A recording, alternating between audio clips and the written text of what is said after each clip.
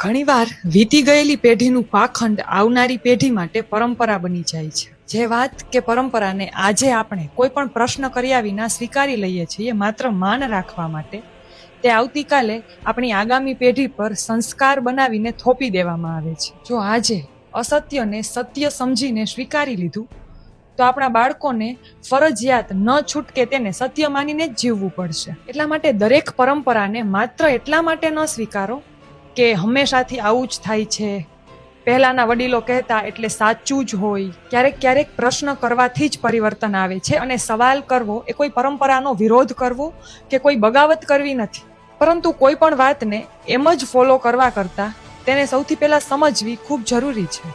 જેમ કે આજથી ઘણા વર્ષો પહેલા સતી પ્રથા પણ એક પરંપરા હતી. બાળકીને દૂધ પીતી કરવાનો રિવાજ એ પણ એક પરંપરા હતી. અને પશુઓ તેમજ મનુષ્ય સુધીની બલિ આપવાની પરંપરા એ પણ એક પરંપરા હતી. પણ શું આ બધું યોગ્ય હતું? નહીં ને.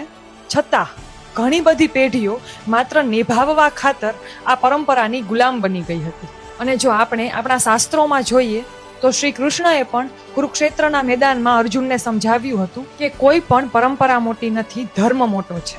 અને જ્યારે પરંપરા અધર્મ બની જાય તો તેનો વિરોધ કરવો, તેને નકારવું અને તેને અસત્ય કહેવું એ જ સૌથી મોટો ધર્મ છે. અહીં કોઈ ધાર્મિક કે સામાજિક પરંપરાને ઠેસ પહોંચાડવાની વાત નથી. વાત બસ એટલી છે કે કોઈ પણ રિવાજ કે પરંપરાને ફોલો કરીએ તો વિચારીને અને સમજીને કરીએ, કારણ કે સાચી પરંપરા અને યોગ્ય રિવાજ એ જ છે જે માણસને માણસ બનાવે, હેવાન નહીં.